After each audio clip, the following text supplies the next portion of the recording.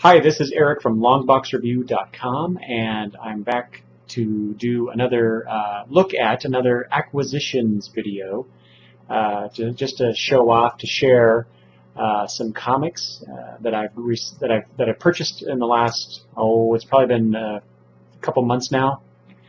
I think I've talked about before about how I have a guy in Boise who will soon be my daughter's father-in-law. At the time of this recording, it's July 2015, and my daughter is getting married in August of 2015, a mere less than 3 weeks away as I record this. Anyway, Dean is the guy. He's the one that likes to invest in key issues, and every once in a while, well, a couple times now, I guess, he contacts me to let me know that he's thinning his collection to be able to buy better copies of these issues. So I took advantage of a few of the books that he is selling, and wanted to show those to you. That's the first set, and I've got some other things to show you as well. So first up is the classic House of Secrets. I believe that's number 92. It is number 92. This is the first appearance of Len Weins and Bernie Wrightson's Swamp Thing, with a lovely Bernie Wrightson cover from 1971.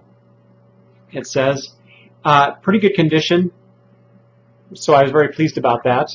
Actually, the story, the Swamp Thing story, is actually only 8 pages, and then there's a few more, sort of horror stories, if you will. I think they're referred to as horror comics, but they're not really horror comics. They're more Twilight Zone-ish. They're more campfire story type stories. Anyway. But I jumped at the chance to get this. Swamp Thing is not exactly one of my favorite characters in DC Comics, but to get this particular issue with the Wrightson art, it's lovely. Lovely stuff. Where Swamp Thing is not one of my favorite comics or characters, this guy is. This is Adam Warlock. This is Marvel Premiere #1, featuring the Power of Warlock. It's a It's a Gil Kane cover. Let's see who did this. Roy Thomas wrote it with Gil Kane doing the art, interior art as well. So this is the first appearance of Adam Warlock, as he goes by that name. So I had to get that. Dean has a lot of Adam Warlock key issues that I would like to get my hands on, but I went with that one. The story is so-so, really. It has more to do, or has less to do with Adam Warlock than it does the High Evolutionary. Oh well, which actually ties into this next one. So I'm really keen on not anniversary issues. People I think call these anniversary issues, but that's not the right term. Milestone issues. That's the term I'm looking for. But this is Detective Comics 400 Challenge of the Man-Bat.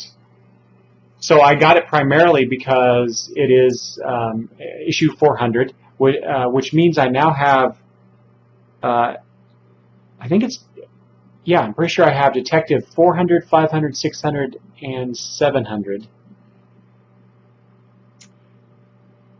And I just like that. I just like having those issues. But then when I was researching this comic, deciding if I wanted to buy it or not, besides the fact that it's the 400th issue, as you can see there, it says Robin and Batgirl on the cover. Well, it turns out, if you look in here, it also says for the first time ever, Batgirl and Robin, and I read that in the Overstreet Guide as well. But funny thing, there's no Robin in this story. It's just, I think it's like an 8-page Batgirl story. And I think the next issue is when Robin shows up. So I was kind of disappointed about that. So I might have to search out. Oh, Gil Kane did the pencils on that Batgirl and Robin story too. I might have to search out Detective 401 just so I can see the this team up between Batgirl and Robin. I don't know. Is this the actual first? I meant to look this up. Well, it says for the first time ever. So yeah, I want to see this team up between Batgirl and Robin. So those are the 3 issues that I bought from Dean, but he threw in a couple extras just because he's a cool guy. This one is Tomb of Darkness number 19 from Marvel Comics. So this is just a series of reprints. It's got like 3 reprint stories in here, and again, horror comics. It has more to do with Twilight Zone type storytelling. People getting their just desserts when they think they're gonna make it big or something, and they're not really nice people. Continuing the horror theme, I guess, he threw in this Eerie magazine issue from 1970 or 71. Yeah, 1970. This is Eerie number 31. This actually has, in quite a few of the stories, some really good black and white art, which I was kind of surprised to see. So I haven't actually read it. I just thumbed through it a little bit, but it looks kind of keen. Here's the story of the Lady in Ice. You can kind of see the artwork there. That looks pretty cool, huh?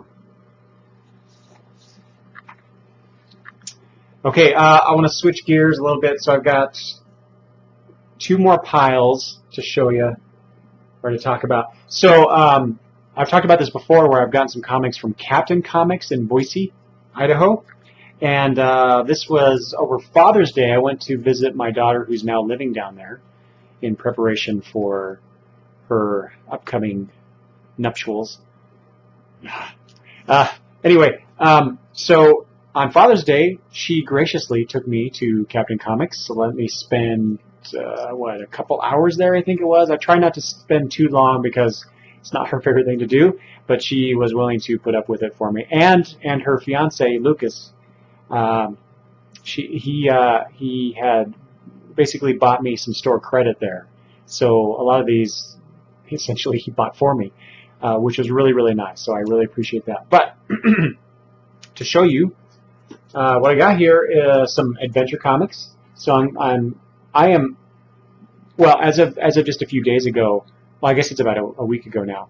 I now have, through these purchases from cons, from Captain Comics, and from eBay, and I'll get to those in a second, I now have the full run of adventure comics that I've been looking for, and I'll talk about that in a little bit.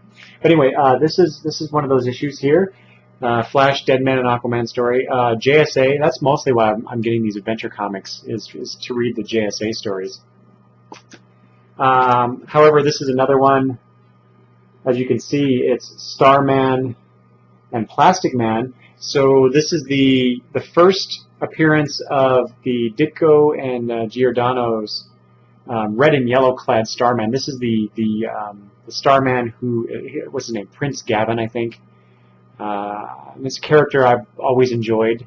Not so keen on Ditko's art, and I really don't care for Plastic Man, but I think with this issue, this is 467, I now have the full run of Adventure Comics with the Starman character in it. So now I can go back and read all those stories. I've only read a few issues over the years of that, and so I'm looking forward to reading that.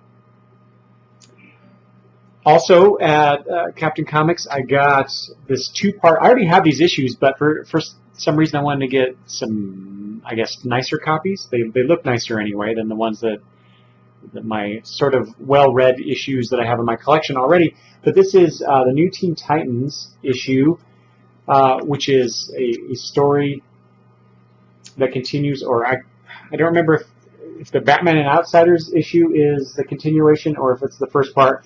But I don't know if you can see this. This is actually the 2 covers.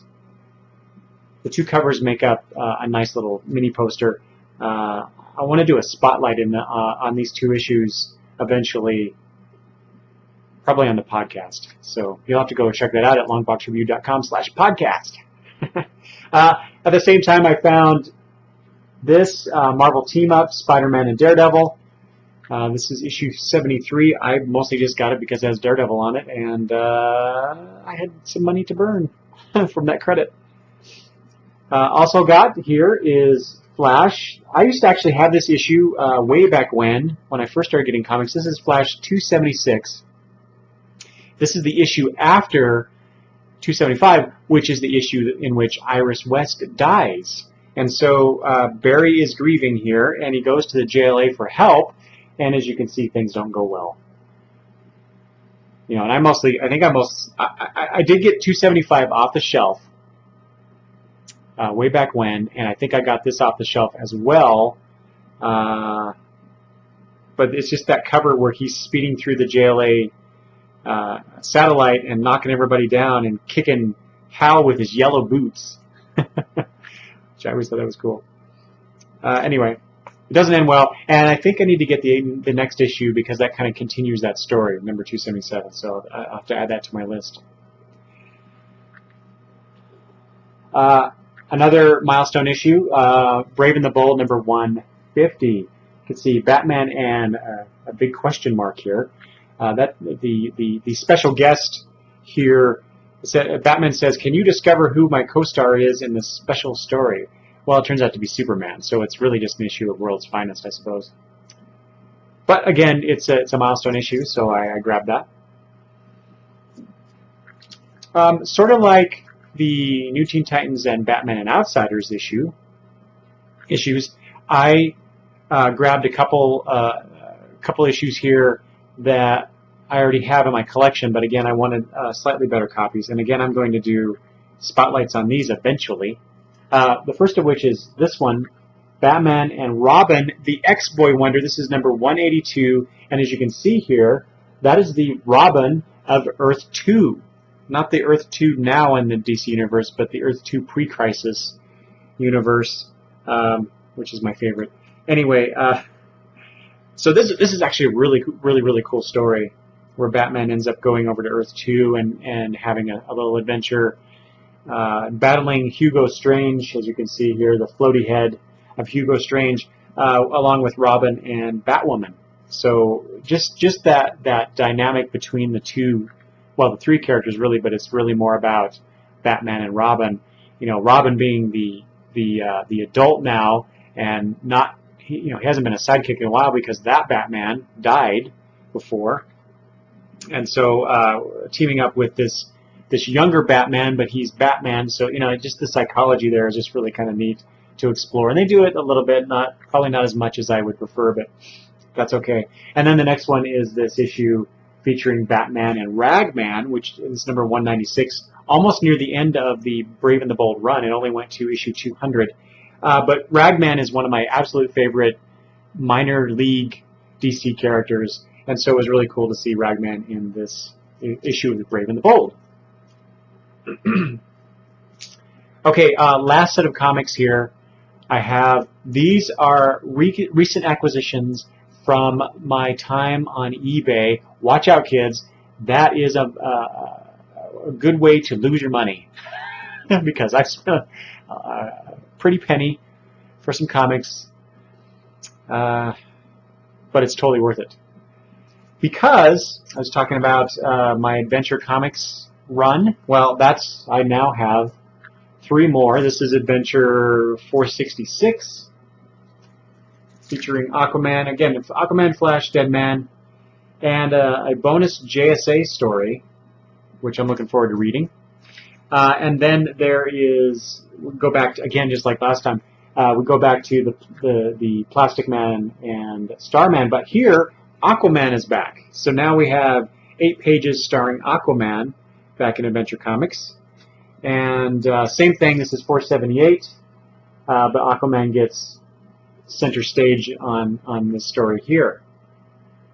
Some nice Rich Buckler and Dick Giordano art. So I think I did already talk about. So now I now have that entire run. I did mention that. The last issue that I was missing was Adventure Comics number 462, which is a highly sought after issue that tells the tale of the Batman of Earth 2's death. And so I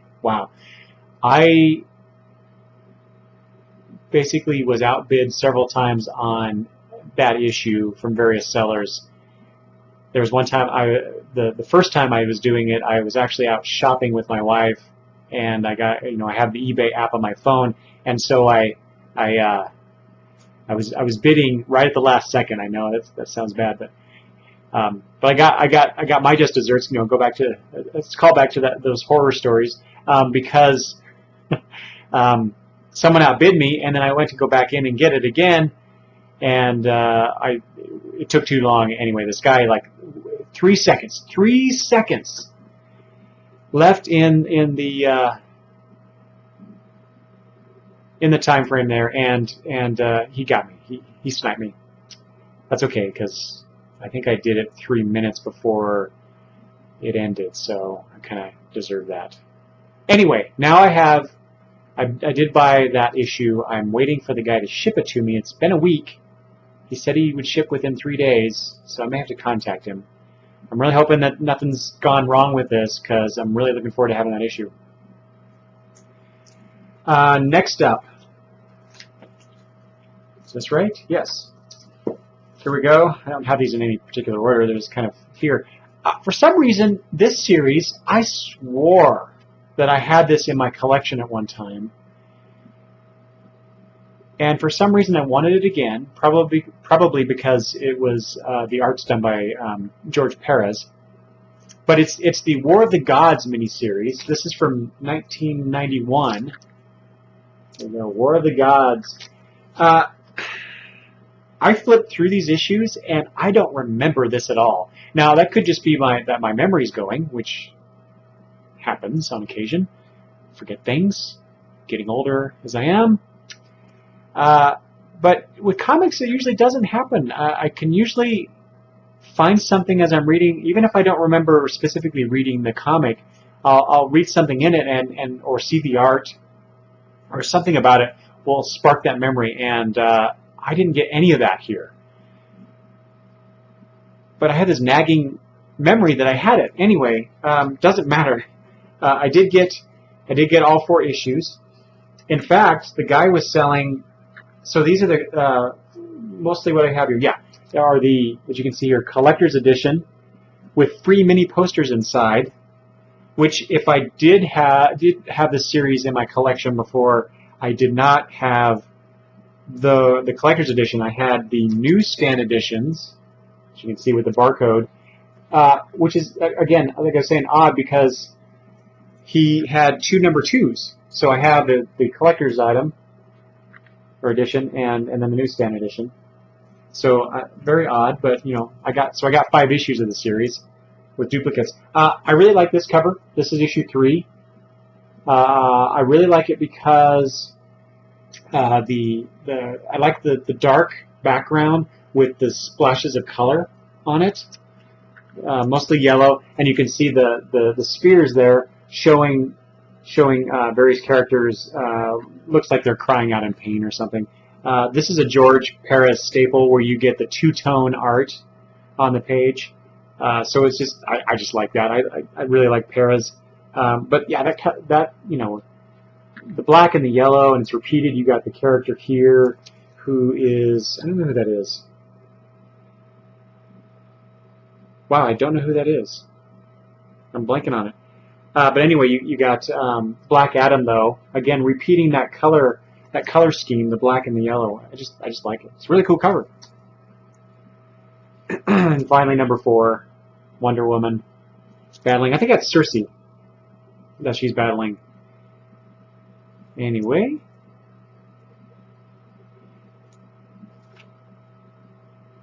here I mentioned World's Finest before with that Brave and the Bold number 150. I actually did buy a World's Finest issue. Again with George Perez art here, at least the centerpiece here with Superman, Batman, and Robin. So this is the secret origin of the Batman-Superman team. I don't think that story was that important to me that I bought this, but honestly, here we go. Here's the memory thing. I don't remember why I decided to buy this issue. The nagging bit of my brain tells me that it has something to do with Robin, but I flipped through the issue and there's really nothing in here with Robin, as I recall. Anyway, I'll have to actually read the issue. I mean, I've read this story before. I think I've read it in a reprint, probably in a DC Digest some years ago.